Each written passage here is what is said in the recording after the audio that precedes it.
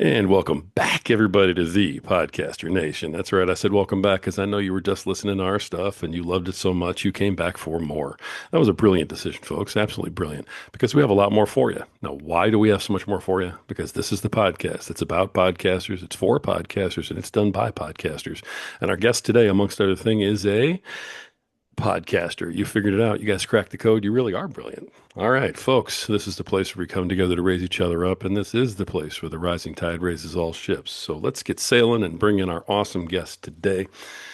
Can't wait to hear more about this gentleman's story. He is the founder of Barracks Media. He's the founder of his not-for-profit Veteran Voice Radio. He's the author of two books, Echoes of War, The Silent Transformation of a Soldier, and When Demons Followed Me Home. He's also the host of the hit podcast Spirits and Stories with Donald Dunn. That's right. Please welcome to the show, Donald Dunn. Donald, how you doing, brother? Hey, I'm doing amazing, man. I'm honored to be on your show. Oh, thank you so much, man. I'm honored to have you on the show. So it's working both ways, man. You're doing huge things out there, and there's a ton for us to tear into and start talking about. And of course, we're going to get all over the podcast and talk about that too, which I have listened to and is excellent, by the way. Thank you. But tell everybody a little about who you are, man. Who's Donald Dunn? What's your story, and how'd you end up getting here? Well, I'm going to tell you, man, my story is real similar to a lot of veterans. I came in the military for, one reason or another and spent 20 years doing it. When I came in, it was, your worst day was having to mow some grass or something. Pretty easy job. And then after 9/11, all that changed. And Yeah, I ended up spending about 68 months total in Bosnia, Iraq, and Afghanistan. So, if you put the numbers together, it's a little bit over 20% of my career was spent in combat. And, it takes a toll on you. So, when I got out of the military in 2014, I was not the same guy that entered the military in 94. And I went through some hard times. And just like everybody else, I had to hit rock bottom before I could finally realize I can't get out of this hole by digging down. And yeah, so I had owned a trucking business that added to some of these problems. You can imagine when you're dealing with some mental issues, you put yourself in a isolated truck for 6 weeks at a time and driving 11 hours a day, you have nothing but time to get in your head. yeah. And so that just added fuel to the fire for depression and everything else. COVID hit and I closed my business and moved to Missouri to take care of my elderly mom. And it split me and my family up. My family's still in Georgia. I came back here, and believe it or not, trauma is what started this whole career. The we had a couple soldiers that committed suicide, and where I'd moved back to, my old first sergeant happened to be there as well.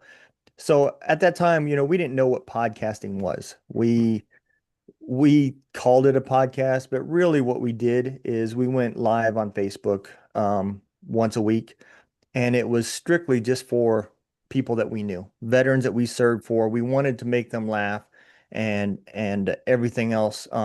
Make sure they're just doing okay. After losing two guys that you served with, you don't want to wait around to see if there's going to be a third. And so that's what we did, even though both of us was dealing with our own issues at the time as well.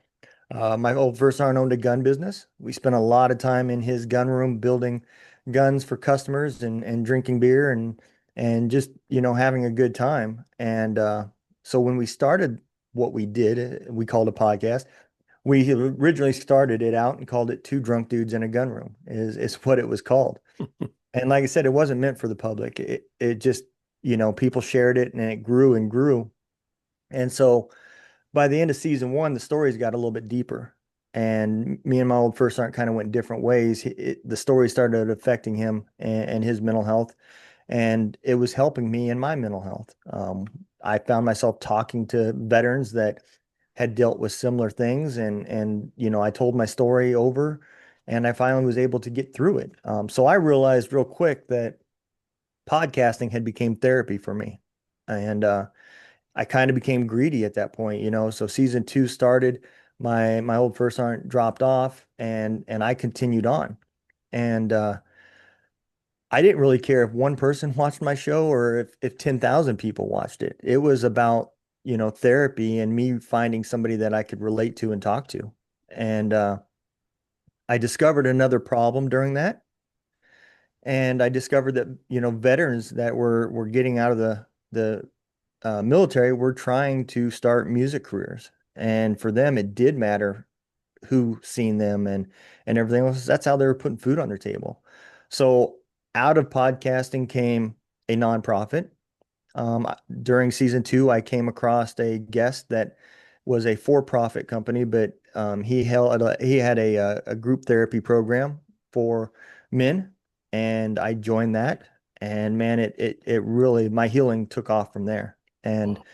and that's where I decided, Echoes of War, like you had mentioned, it was originally just a document. It wasn't a book. It was me finally understanding that out of all these months that I was deployed, I never explained to my family what I went through.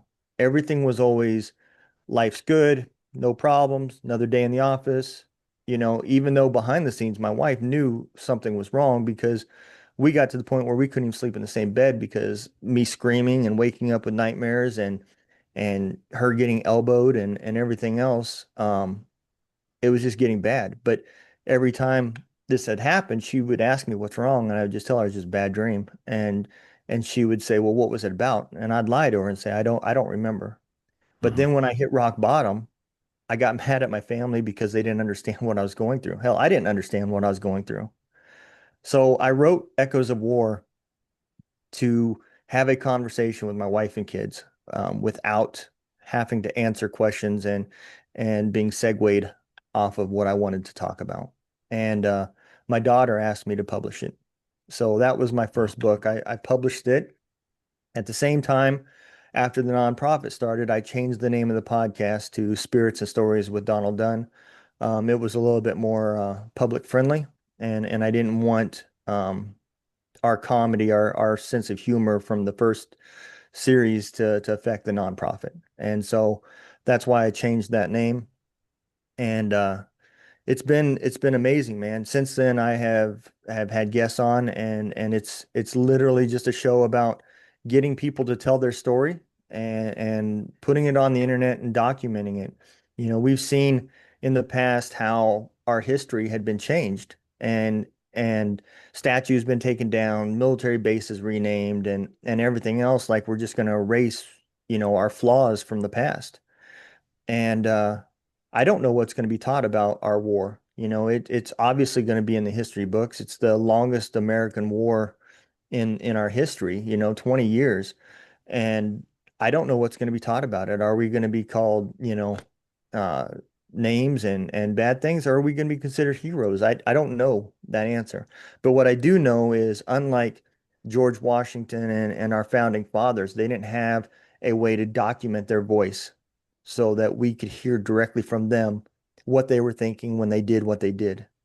And I know going forward, we do have that ability. Mhm. So I wanted my story documented about what I went through, what I did, how it happened. And that way, anybody in the future that wants to hear somebody who did it, lived it, breathed it, said about it. And you can make your own decisions from that. At least you're getting my story from me, not from a book wrote by somebody that wasn't around in my time frame. So that's where the story started. That's where the real podcasting started, was season two, Mhm. and when we changed the name to Spirits and Stories. It's just me. I do all the editing. I do all the back stuff. I run the nonprofit, and obviously, since I'm retired, I you need income to keep things going, and that's where I started Barracks Media, because I'm already editing videos. I'm already doing all those things, and I know the struggles that I had. There's a lot of misunderstanding about podcasting. People think that within the first year you're Joe Rogan and you're going to become a millionaire and getting a $3.5 million contract from Spotify. And Right. then 3 months into it, they realize this is expensive. I'm spending money. I'm not making no money. Right. And so, I wanted to do something where I could help people and give them realistic expectations. And that's really what Barracks Media does. I started a hosting platform. 10% of all the profits goes to my nonprofit Veteran Voice Radio. 30% of all the subscriptions is split back between the people that are on the hosting plan. So based off of however many downloads you have, that's how much of the percentage of the pie of the 30% of whatever all the subscriptions are for that month come out to. And that goes back to the podcasters. Obviously, you're not going to get rich from that, but it might cover your hosting costs and maybe a Podmatch, subscription or whatever, Yeah. editing software or whatever you're doing. And the purpose behind that is because I have found that people that can't find therapy somewhere else and they want to help somebody else before they're helping themselves, which is real common in the veteran community. They always want to be that person that takes care of somebody else and forgets about themselves. But I found that through podcasting, you discover forms of therapy, whether it be nonprofit groups or you realize there's other support besides just the VA and big pharma. And I don't want people to quit on their goals and their dreams because they can't afford it. And that's where Barracks Media came from. Man, since then I'm now like in season 4. I don't even count seasons anymore. It's like episode, I don't know, 250, something like that. But um we launch every Tuesday and Thursday, and I do 2 a week. And yeah, man, that's really the quick rundown of where all this started. I know there's a lot we can dive into it, but Oh my goodness, man. there's Yeah. the 10,000-foot overview. That's not even a joke. The Before we dive into the podcast, let me make sure I cover both the books, though. Echoes of War and When Demons Followed Me Home. Yep, The Echoes of War was the one that you said was to your wife and your kids, correct. Yep. right? The It's a total story about what I went through and what I did. It's nonfiction. Right. So that's a nonfiction one, and that is like for other veterans also to kind of like grab hold of and make sure they know that they're not alone with what they're dealing with. Yeah, I think the biggest takeaway from it is you have to make a choice. And we can talk at the end towards the end about my current project because it kind of leads into that. But you have to make a choice about whether you're going to tell your family or do you want to keep this evil that you're seeing and the stuff that you're experiencing away from them.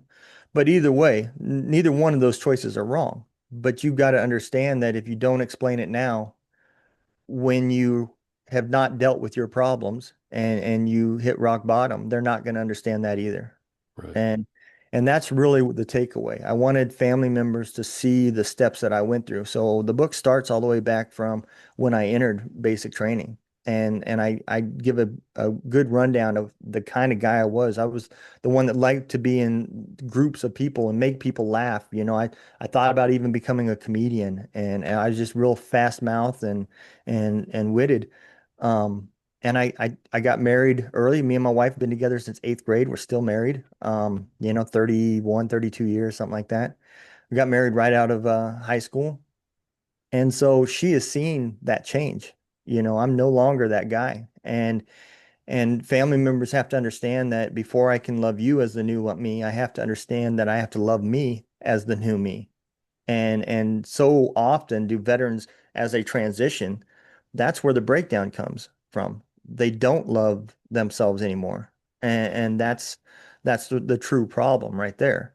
So yeah, that's really what the book is about, is it gives family members, the phases that they're going to see as people are suffering from this. It gives them a little bit of understanding of what they're going through. And it also helps the veteran with making these decisions. Is it always best to not confine obviously you don't want to tell your kids about, you know, people getting killed and stuff like that. But that could definitely be a conversation that you and your wife have. You might be surprised at how much stronger she is than you thought, you know. Good advice. Yeah, absolutely. The other book, When Demons Followed Me Home. So The this book Yeah. is just out of print. It literally just released. And what it is about, it is a fiction book, but this book isn't for the veterans or necessarily the families that are suffering through this. This is for the people that have always said, well, why don't you just get over it? I don't understand why you're always so unhappy. What do you have to be unhappy about? All these comments that people can't relate to something they don't see, right? So what I did is I took the phrase that I'm fighting my demons, or he lost his battle to his demons, and I changed that to, what if while we were over there, this wasn't a mental problem? What if some sort of negative energy attached themselves to us and followed us back, and it feeds off of our guilt and our feelings, and it just adds to it. It tells us how we don't exist, how we did things wrong. We were the bad people. We committed murder. It wasn't war. These types of things. It feeds off of that. And now I've given people that can't relate to what that person's going through mentally something physical to look at. And the things that happen between these demons and the person are the same things that happen from a person that is going through depression and so forth. And so I took the story is about four main veterans. They're homeless veterans. They live under the overpass on I-75 in Atlanta. And at the time of the story starting, they can't see each other's demons, but they can see their own. And they're just like dark shadows that swarm around them. And it goes through the stories of how they just think they're going nuts. Nobody believes them. Some of them are alcoholics, some of them are drug addicts, and it's real common to what you see with our homeless veteran community now. And it just goes from there about how they start fighting these demons and making other people aware. And it's really just a walk in the life of the path of a veteran. Wow. All right. And that just came out, huh? It just released. I sent it to print last month. The printing is all done. So the ebook is out. You can buy it off of Amazon and other places, and the print book will be listed here shortly. Nice. Congratulations on that. I mean, that's its second book. Way to go, man. Thank you. That's amazing. Let me ask you another question about Barracks Media. Because I Mhm. know that that's something that you're doing. That's a for-profit activity.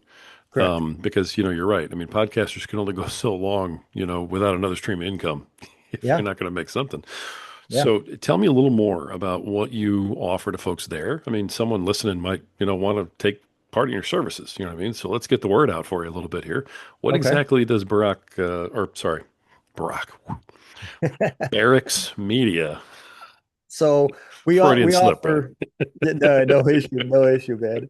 I voted for him, so I can take it. We all make mistakes, man. It's all good. It's all good.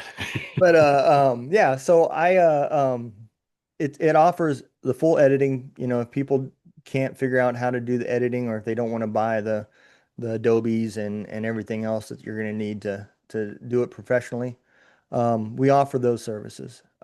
We offer right now, we're just now set up our version of similar of Podmatch.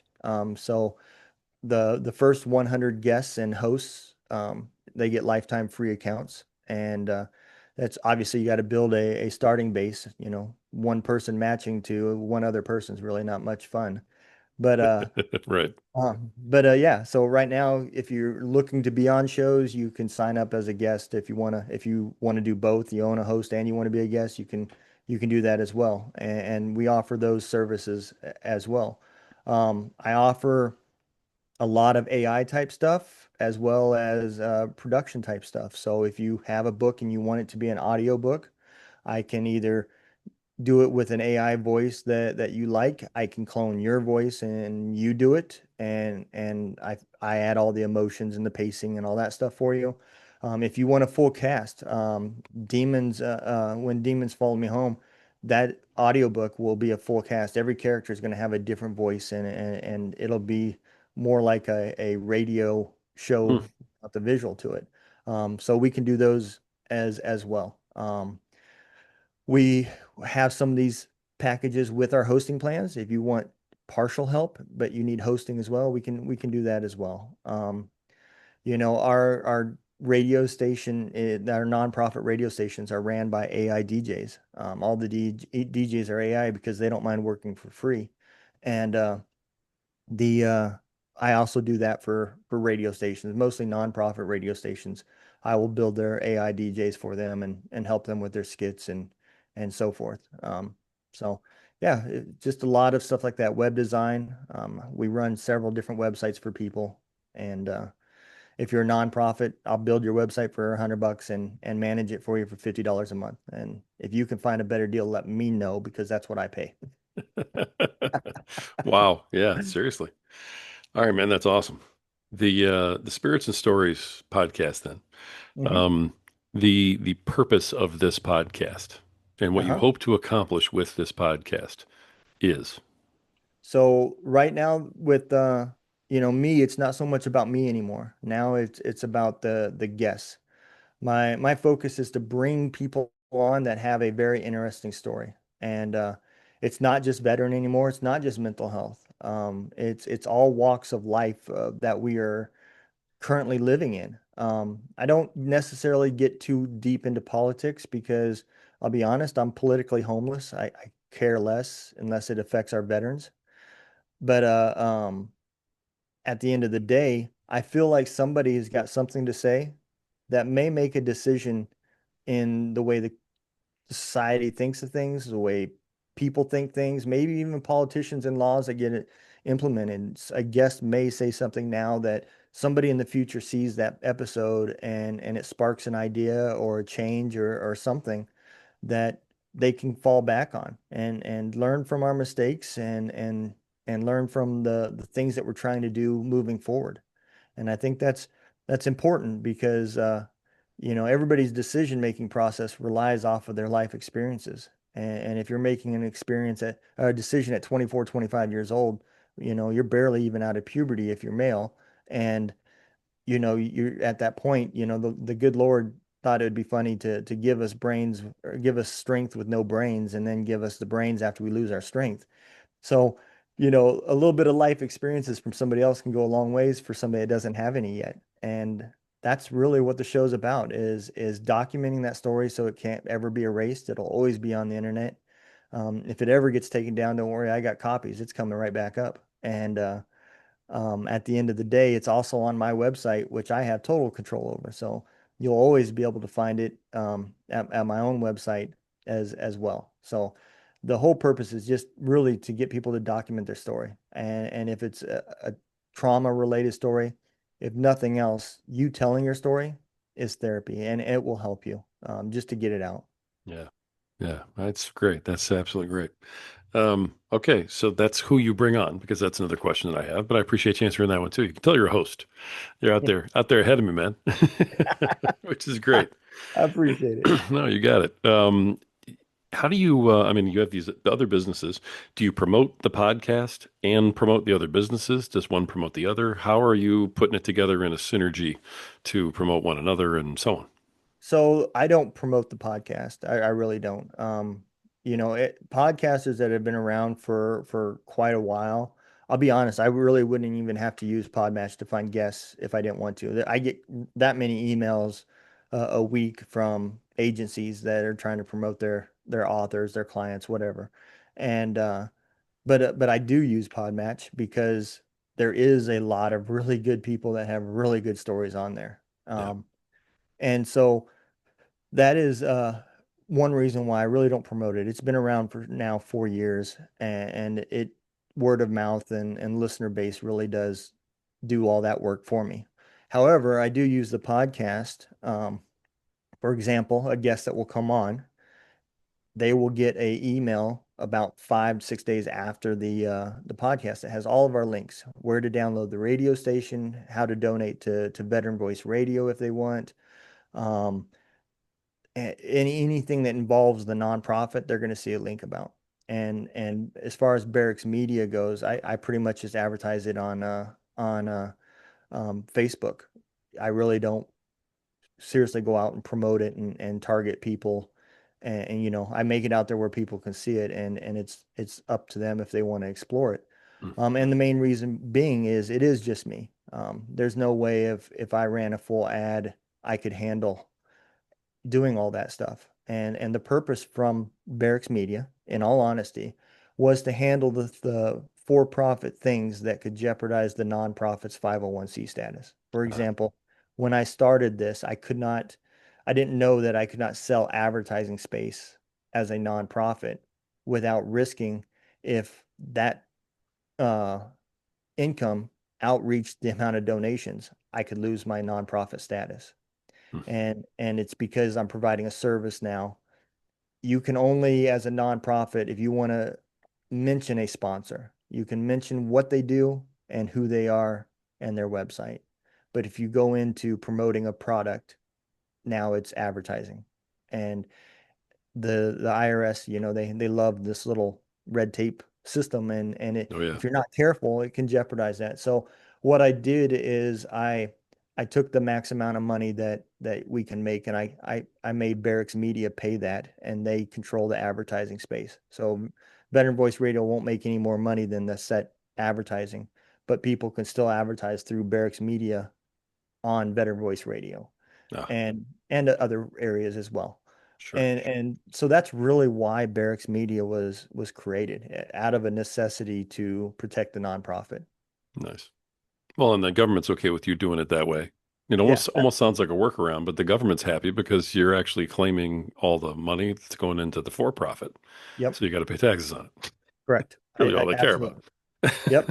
Yep. They still get their tax money, Yep. but at the end of the day, it just I don't want to lose that nonprofit status. Yeah. If I didn't need if I had just people donating like Tunnel for Towers or something, I wouldn't even need Barracks Media. We wouldn't even do advertising. I would just run free advertising for nonprofits, all day long Right. and never have to worry about that. But that's not the case. People that start nonprofits, they think the hard part is setting up the board and setting up the bylaws and getting your status and everything else. Well, wait till you try to get donations. That is the tough part. Trying to get people to relate to what you're doing and get them to open up their wallets to help you. That is challenging. It's a Sure. skill set that I do not own. That's when the nonprofit has to hire somebody to go out there and do that Yeah. because at some point you can't do it all, brother. Yeah, you're absolutely right. We do have a board, for Veteran Voice Radio. There's three of us that work it. We're a really good board. The people that, I'm really good with computers and the behind the scenes stuff, and I don't like to be extremely public. I don't I barely even leave my house, to be honest. It's just the kind of guy I am. I like my privacy, and my name's not anywhere on Barracks Media either. I paid for a registered and a nominee, and based it out of Wyoming, and I just run it behind the scenes. Hmm, But some of my board members are those kind of guys. They do have no issue with reaching out and talking to people. So we're a good mix. I've got the people on the board that can help pull in investors and stuff like that. And I can continue to build AI DJs and websites and the behind the scenes stuff that we would normally have to pay somebody to do. nice, nice. The for folks who don't know, the advantage you've said several times, I don't want to endanger the nonprofit status. Correct. The benefit to having the nonprofit status for folks who really don't understand it is what exactly? So for us, our mission is to help veterans that are transitioning from the military into a music career. And the reason why this touches home for me is I am not musically inclined. I like to listen, but I can't sing, dance, or any of that stuff. But I do remember while I was deployed, I would come back from work or a mission or whatever, and you would see veterans. Somebody always had a guitar, right? And you would see them sitting around a fire or on the steps of their hooch or whatever, and be playing their guitar. And those were usually the guys that were trying to make it as a band person before the military. But by the time you left that deployment, there'd be a whole band out there. There's a lot of bands out there that were just created from people that deployed together. And Yeah. somebody's pounding on a wood box as a drum, and some guy's got an old beat up acoustic guitar, and they just kind of all jive, and next thing you know, there's a jam session 2 or 3 times a week out there. And I remember those just as a person watching how good it made me feel to see the camaraderie and people brought together. However, Sony does not look at it that way. So when you become 30 or 40 years old and you decide you're going to start a band, you're going to have a really tough time getting a major label to sign for you because they don't have the years left in your career to profit off you. And Right. unless you've got a ton of money, you're not going to make it on Spotify either because you get buried in the algorithms. So what we did is we created a nonprofit with radio stations, and all we play is their music. You have to be either a veteran or a spouse or a child of a veteran, and the reason for that is because these guys that tried to make it while they're in the military were handicapped. Every 2 years they were deploying to new places. Then they had to start the Yeah. whole gigging process over again by going to bars and places and getting known and getting trusted. By the time they get established and get a regular gig going, they move again, Right. and that cycle just keeps starting over. So what we did is we started a radio station that plays their music. This lets people hear it. I get a lot of people that reach back to me and say, "Hey, I heard this guy. We've got this event happening for Memorial Day. Would he be interested in playing at our event?" And then I can put those two people in contact, and they can work out the pricing and cost and all that good stuff. And that person now has food on his table, and he's living his dream. And another person's getting somebody that's singing about a song that's related to their event that they lived. Um, we've got artists that have amazing stories. Our very first um, our musician was Scotty Hastings. He's a country music singer out of Nashville. He is now signed just because he's got an amazing voice and an amazing story. He was shot 10 times in Afghanistan. Oh, He's got two Purple Hearts. He was in a vehicle IED incident, and he got a Purple Heart for that. And then they were on a mission to go after a target that was a bomb maker, and they got ambushed, and he was shot 10 times. He died a couple times as they were trying to get him back, and they were able to bring him back. And he's got some nerve damage, and obviously he goes through a lot of trauma and PTSD type stuff. He lost on that ambush, he lost his best friend. So, a lot of those songs aren't just wrote by somebody and given to a guy with a good voice to sing. These are songs that that person lived. These are yeah. memories that they have every night when they go to sleep. And you know, to to do that makes you feel awesome because he was on our radio station, and we had nothing to do with him getting signed. It's all his talent. But he then got signed by Black River Entertainment. They started working on a song together called "When the Last Shot's Fired." Somehow Dolly Parton heard that song and said, "No, that's going to be a duet." And now that song was sung by Dolly Parton, Lee Brice, and him Oh as my gosh. trio. And he's been on the Grand Ole Opry multiple times. So I mean, he is an amazing success story, but that's not necessarily the case for everybody. Um, but there's a lot of cool stuff that happens behind the scenes. We've had several artists that get invited to Zach Brown's Camp Southern Ground for Hero Week. Yeah. It's just where veteran musicians come around and they help with songwriting and therapy and all sorts of really cool stuff. And that makes you feel good to have somebody reach out and say, "Hey, I heard this person," and that's kind of how me and Operation Encore, that's another nonprofit for veteran musicians, um, came together. They really supported me a lot with getting the radio station up and running, and our missions align. And so, they helped put me in contact with people like Zach Brown's people for Camp Southern Ground and so forth. So a lot of cool stuff. We got major stuff that's happening in the future. We've got we're starting what's called the VVMAs, the Veteran Voice Music Awards, Hmm. and it's been a challenge because again it takes money, but our goal is to make it just like the CMTs. You know, um, my envision is that a local car club can drive the members to the event. There's going to be not a red carpet, but a camouflage carpet, and I'm going to get the local media there to do interviews and everything. And these guys may never be the next Garth Brooks, but for that one day they will be. Um, Right. it'll be televised, the whole nine yards, and you would be surprised how much better the music really is when it's sang with passion, because all you want is people to hear it. You don't care about anything else. And so I think that'll be really cool. And the event will always go towards raising money for a different nonprofit every year for I love it. veterans. So Yeah. that's one of our goals. And then we also want to put together once a year a songwriter uh, event of ourselves where we can have people work together, and one person tells a story of their life, and the rest of them have to impromptu, within an hour, create music that describes that story, Hmm. and a lot of it will just show, how much that people relate to music and help them through their good times as well as their dark times. That is incredible. I love the vision. Absolutely. I love what you're working on. You Thank you. mentioned earlier you had, some current projects you were working on. Is that what those Mhm. were? Okay. No.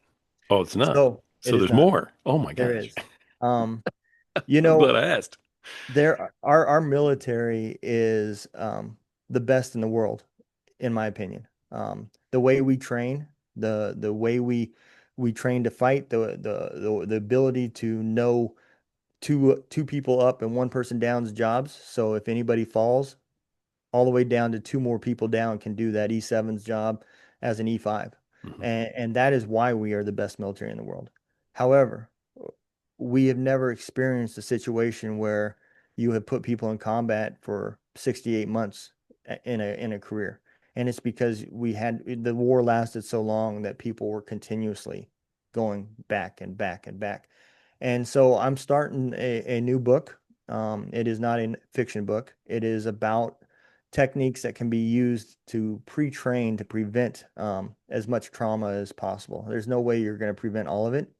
However, if you can give somebody the ability to learn what the feelings of depression is, they can catch that sooner than later. And the other problems that we have in the military is the stigma of seeing psychologists. And I can speak on this as a leader in the military. Right before I got out, a year or two before, they came up with this program where they put counselors, not therapists, not psychologists, people to talk to that were civilians that did not report to your chain of command. You could go in there and talk to them about any problems you have, and they would listen. But they also put their office right next to the company commander's office. And so when you did go in, everybody knew that you had a problem because they didn't do Hmm. any training. They did nothing positive to, as in prevention, that it looked like, this is just a training session, that this guy's he's not broken. He's just learning something, right? And so part of this movement is to get them to integrate psychologists in every battalion where they can train with the warriors and they're part of the team. They're not just a psychologist, but they're part of the warfighting machine that becomes a full team.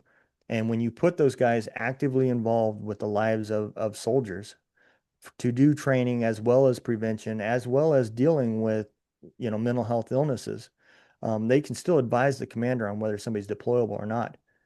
But that stigma goes away that just because you went in that office, your career is not over. And that's the true problem is this is a base project right there. There's no training done. If you go see behavioral health for any reason to talk to a psychologist, it's for a bad reason. Right. And you're instantly labeled. You're the guy that no longer is part of training events. You're put on details. You're watched and looked at like, you're a disease now because Yeah. you don't look like the guy to your left and your right anymore. and and all of that stuff. I get the purpose behind that because somebody that's not 100% in the moment when they're deployed, if you're 30% back home with your family and 30% with bills that are coming in, that only leaves 40% for you to be in the moment, and bad things can happen to you and other people. Right. So that is where that movement's coming from. I just started writing the book. I started a petition to at least get the right people aware of what we need to change and what we need to implement. This is not something new to the military. They're aware of this. they use it for our elite forces already. It's done with the Special Forces, Navy SEALs, Delta Force, all those guys use these same techniques that are taken from NFL and Olympic teams. They all provide psychologists to do positive things like visualization, breathing techniques, resiliency training. All of these things are done because those guys look at their people as investments, not just employees. So they invest in making them the best that they can be mentally and physically, right? Yeah. And we do the same thing for our elite forces, but that's not where the problem is. You know, yes, they do have problems. That's not, they see a lot of trauma and a lot of combat, Well, but they're also getting those resiliency training and so forth. That cook that's on a fob that gets bombed every day, literally just has to accept the fact that if I get hit with a mortar round, it's just my time. right. There's no defense for that. There's nothing you can do. You're just in the wrong place at the wrong time. That brings back trauma. That happens day over day over day. And that person doesn't get any of this training. And that's where we're broke. Um, so when we send soldiers out into the civilian world, you're only given one tool in your toolbox, and that's anger. That's the only emotion that you're given, and it just doesn't work out here. Yeah. No, So that's that's not a that's joke. where that's what the next project's about is just trying to make some changes with the way we train our war fighters and to reduce as much problem as we can. The other thing I'd like to see is a time limit on how many times you can deploy somebody. Hmm. At some point you're more valuable as a trainer than you are a war fighter. And you're going to save a lot more people's lives by having that experienced person training troops that are getting ready to deploy versus constantly redeploying themselves. I mean, you are taking on some huge things right now, brother, with the military. This Yeah, this is not like I want to change the side dish at mealtime. This is huge. The yeah, culture you're trying to change. yeah, and a lot of people say, well, if they already do it with their elite forces, why don't they do it with the real military? Well, for one, all psychologists are officers, and if you don't know much about the pay difference, there's a huge, a first lieutenant day one of the military is making enlisted E4 pay, you know, so that E4 has been in the Army for 2 years. That gives you an idea of how big of a pay gap there is between officers and enlisted. So you add that labor rate to every battalion in the military, not just the Army, but the Navy, the Marines, everybody, that changes quite a bit. So the way I look at it is maybe Africa gets a little bit less money for foreign aid, and we help our own troops. That money's out there if we just want to move it and put it towards it. And Amen. that is where the difficult change is going to come from, is getting them to apply the money to make the change. Yeah. These are some. I know you're apolitical right now, but these are some serious political points you're talking about too. So, Yeah. yeah, it's listen, power to you, and I mean all my best in the world because this is quite the fight. But I get the feeling you know what you're up against here. Yeah, I purposely did not start this during the last enlistment, right? And I pray to God that our next um, regime is Republican as well. And Uh, and the reason why I say that isn't because I'm pro-Republican. It's just they tend to be more pro-military yeah, uh, than the Democratic Party. If I was to bring this to the last party, that money is not coming off of what it's going to. It's just not happening. They're already cut a lot of the funding and training and defense stuff during their regimes, and it's not a Biden thing. That's just a Democrat thing, and it's happened way over the years. You look at the raises that our military gets; it's always more during the Republican regime, and it's the sure, standard during the not so Republican. right, And that's why I started it now. I intentionally waited to what I felt was the right time, yeah, and I feel like it's going to take at least 8 years to even get somebody's attention with this. And I have nothing but time. This is my whole job, so this is what I'm going to do. And I hope to God that our next regime is as military pro as I am. yeah, right on. I'm right there with you. I'm hoping the same thing. So I guess we will wait and see on that. But in the meantime, you're stepping up to the plate, man. I mean, power to you. Absolutely Thank love it. Absolutely love it. When it comes to the podcast, then, because you've got just such a cool setup here, with what's promoting what and how all these different wheels are turning. Um, I can see the design that you have for what's helping what, and it's very well thought out.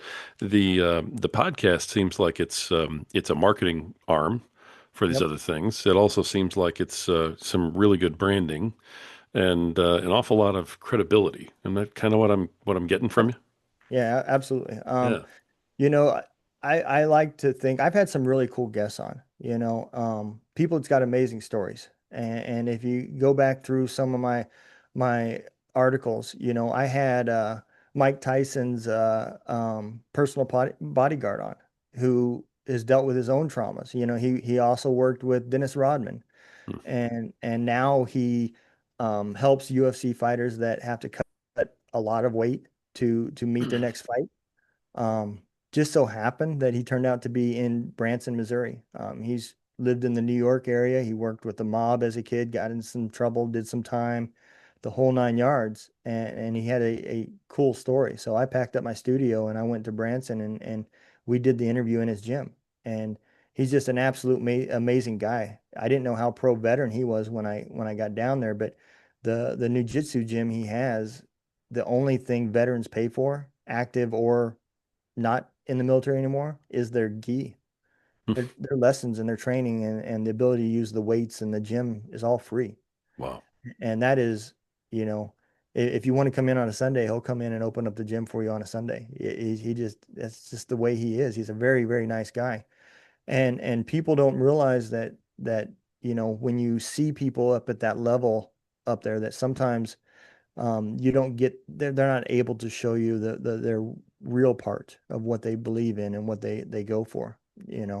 I had Caleb Campbell on. For the guests that don't know him, he is a ex Detroit Lions linebacker. He was drafted in the seventh round, and he's only one of two people that was ever in the Army Academy to get drafted in the NFL. Hmm. And his story is just tremendous. He The day that he was supposed to sign his contract, the Army had said, "Yeah, we're going to release you and let you go to the NFL." The day of that, when he walked in the office, everybody was around the table and there was a little speaker, and some general was on that speaker, and they let him know that we've changed our mind. You're going to have to do your time, and then if you're still in shape, you can come back to the NFL. And he had the determination to do that, and he did. He served his time honorably. He led troops, and he then went back and tried out for the Detroit Lions, and they took him back. And it was a really cool story that also comes with its own trauma of how that kind of lifestyle, the pressure of always being what they labeled him as America's athlete because he came from the military to Right. the NFL, and all that pressure just weighed on him. And then the drug abuse and alcohol abuse and stuff like that, he had to make a decision, and he walked away from the NFL for his own mental health. And it's just Wow. a tremendous story. Yeah. So I've had some really really cool guests on, and there's really cool guests that's got amazing stories that aren't famous and everything else on there as well. um, I had a guy that runs therapy that he convinces people to do fire walking, and he gets you walking on hot coals with your bare feet for I trauma. listened to that one. Did you? Yeah. It's just That it's was just great.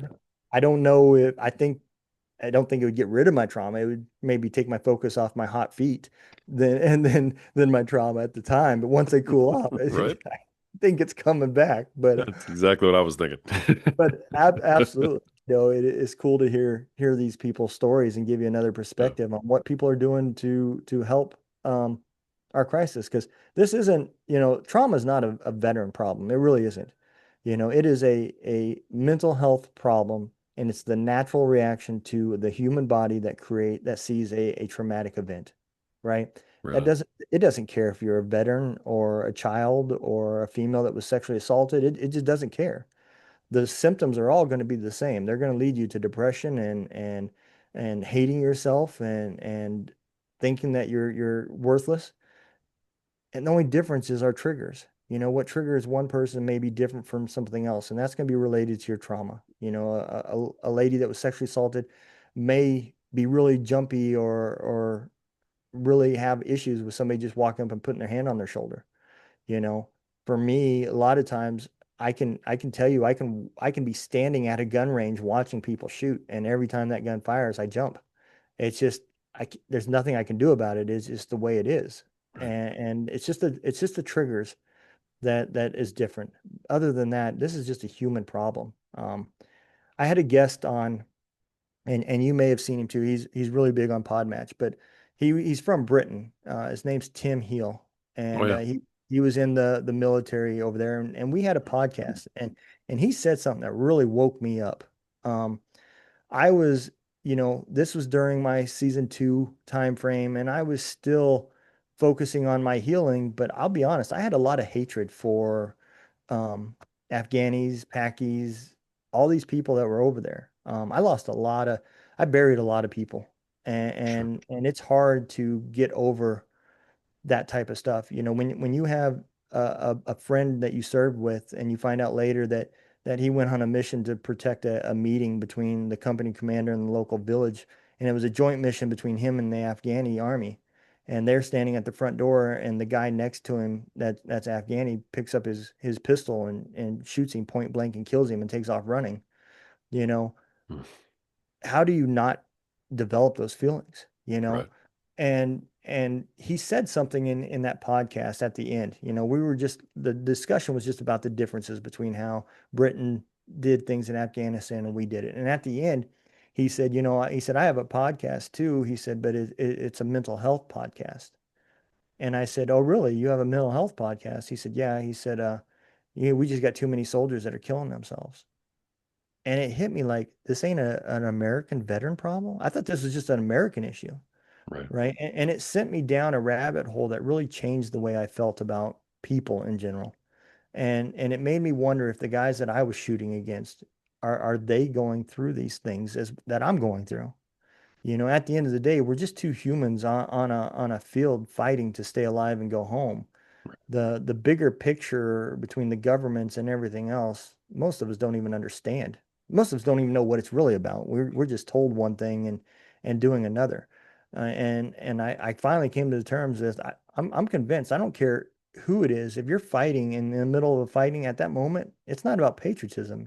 It's about knowing that if I don't succeed, I die and I don't go home. And so at that moment, nobody's fighting for their government. The guy you're fighting against and the person is fighting. It's if I'm not better than him, I don't see my family again. Right. And maybe you can relate the trauma to patriotism later, but in that moment, that's what it's about.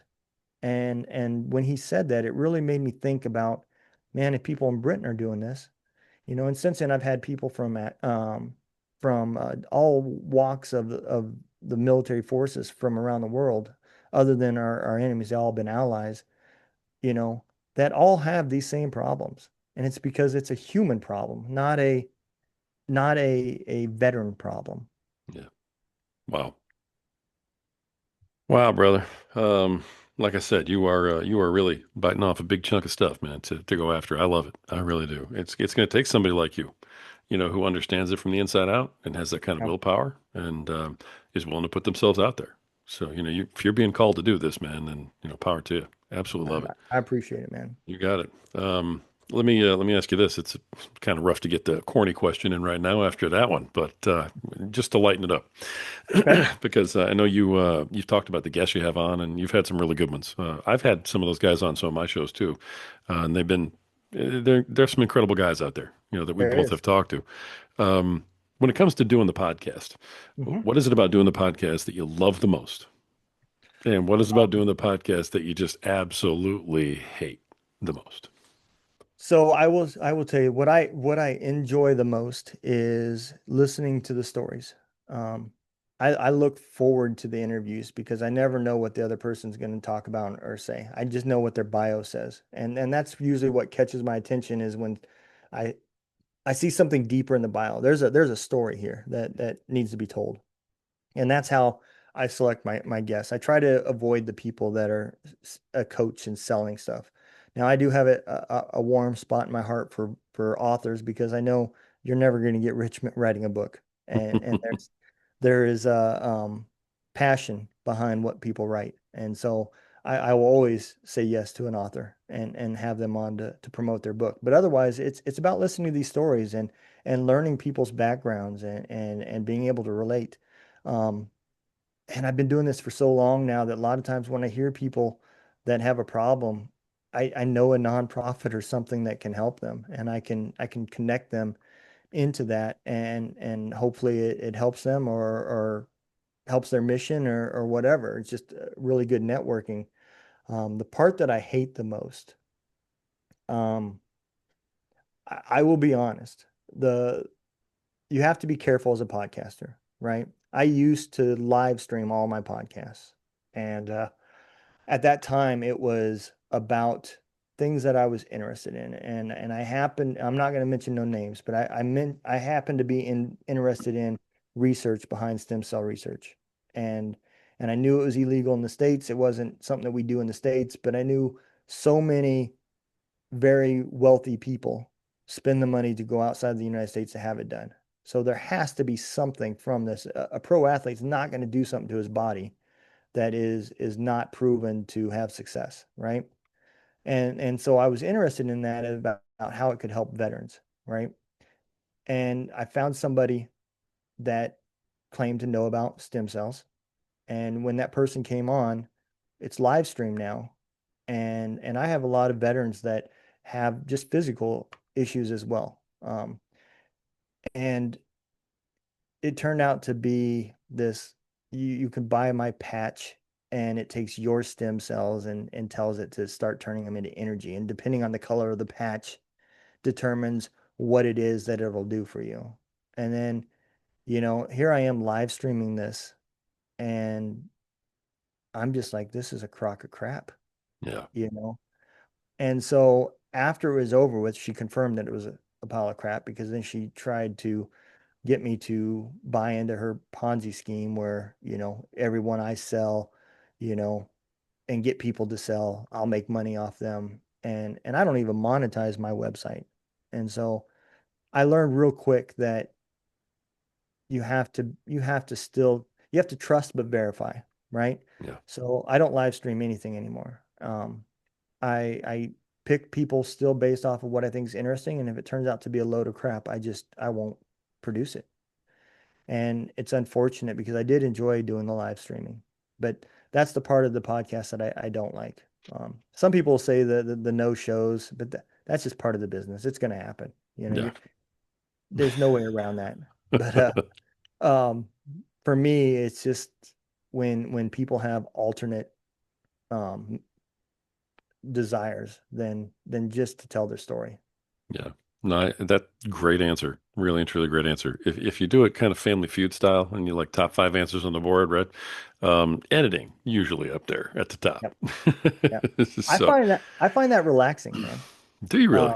I really do. Oh, I record off of StreamYard, and a lot of right now I'm not doing it as in depth because I'm really far behind. But normally I will turn that video into what looks like a conversation. When I'm talking, I'm the full screen. So my background that says spirits and stories and all that stuff, you don't see for the most part. When it's fast back and forth, I'll switch to a wide screen, and I take whatever angle you give me, and I make this into a multi-camera angle presentation. And I add pictures of people's books and their websites onto the bottom because I can change the font of how I want. I don't have to have it just look like a ticker at the bottom that StreamYard gives you and all that stuff. My intros, I don't know if you've seen any of the videos, but all my intros are designed to tell the story of what the person's about. So the introduction is my voice, but I use AI because I don't know if you notice, sometimes I stutter, I pause trying to find words, and it's just side effects from my medication. But um, I use AI to read it by using my voice. So there is none of that stuff, right? And I don't have to record it 18 times till I get it right. But the videos behind the scenes yeah. are exactly about the people's story. And I love doing it. I record my intro based off their bio, and then I find video clips to match what they're doing. So if they're into leadership, it'll show somebody leading, or if they're a family man, it'll be their husband and wife and kids there. Whatever it is, if they're an author, it'll show somebody writing a story or whatever. Yeah. If it's child abuse, it'll show a child that's depressed or down, and all of this just leads throughout the whole bio. As we hit on their topics, the video changes into that new topic, and I love doing it, man. But again, I don't have a full-time job. I This is what I do all the time. So 16 hours in front of a computer doesn't bother me because other than Sundays, I love football. So Yeah, I saw the Bengal stuff behind you. So oh, I'm a huge Bengals fan. I've been a Bengals fan since the 70s. So yeah, I would love to tease you, but I'm a Bear fan, so I don't have a leg to stand on. at least your quarterback doesn't have a bad toe. All right. He wears fingernail polish. I mean, not sure which one's worse, but That's true. so right on. All right, man. Listen, before we close out, I got one more question for you. But Okay. before we close out, tell everybody how they can reach you. I want to make sure we don't miss this. How can they reach you, find out more about you, all your stuff you're doing? So I have combined everything into my personal website. It's donalddunn.me, Okay, and you can listen to the podcast. You can watch the podcast there. You can subscribe to my YouTube channel from there. You can learn about books and projects, my blog. You can sign up to follow the blog. Um, Other than purchasing a book, I don't have anything to sell. So, everything's free. Even if you wanted to download the radio station, I don't ask for an email address, a name, or nothing. You go to the app store and you download either Simplify Country if you like country music, or Ranger Rockwave if you like rock music. And once the download's done, you hit play, and that's it. Nobody knows who you are. I don't have any information to sell, and it's just about you know that listener base, and getting people to listen and hear music from these veterans, because that's what it's about. They want people to hear it. And so you can find all that stuff from my website. If you want to go directly to the nonprofit's website, it's veteranvoiceradio.com, and you can go there and find out everything that we're doing. If you can help donate, you can donate from there as well. We are nonprofit 501(c)(3, so it is tax deduction for you if you want to do that. But yeah, that's really donalddunn.me is the main spot to find me. perfect. All right, I love it, man. So as we close out then, and I've loved having you on here, man. Honestly, I could probably talk to you for another hour. So I don't even think we've scratched the surface on you and what you're about and everything else yet. But I do appreciate you, keeping everything concise for the time of the podcast and whatnot. But since this is Podcaster Nation, let's end with this. What's your best piece of advice for podcasters who are out there, who are not quite where you are yet? So my best advice, if you're just starting out, you need to make sure that your topic is something that you're passionate about, something that you don't care how many people watch it, but you like talking about it. And if it's important to you, it's important. Don't get wrapped up in and you have to turn it profit, and when can I start reaching out sponsorships and all that stuff. I've been doing this for 4 years, and I don't even reach out to people for sponsors. Just because I enjoy doing what I'm doing. And once you turn it into a profit, it becomes a job and a business, and you're going to lose that love for it. So it all starts, your foundation has to be that you're passionate about a topic. Um, and if you're there, wherever it grows, it grows. But either way, you're on the path that you're supposed to be on. Love that, man. Absolutely love it. Great advice. Great advice. All right. Founder of Barracks Media, author of Echoes of War, The Silent Transformation of a Soldier, and When Demons Followed Me Home, and the host of the hit podcast Spirits and Stories with Donald Dunn. Donald, thank you so much, brother, for coming on, talking about everything you're doing, and more than that, for everything you're doing off screen to just really help veterans everywhere. I mean, you're doing a lot, man, and thank you for what you're doing. I think it's fantastic. I appreciate it. I've had a great time. Thank you, man. That's the best compliment I can ever get. If you had a little fun, that's awesome. All right, Absolutely. perfect. Perfect, brother. All right, folks, that's been another awesome episode of the Podcaster Nation. The reason why we get these fantastic podcasters on here with these great messages is because this is the podcast that's about podcasters, it's for podcasters, and it's done by podcasters. Folks, this is the place where the rising tide truly raises all ships. So keep sailing.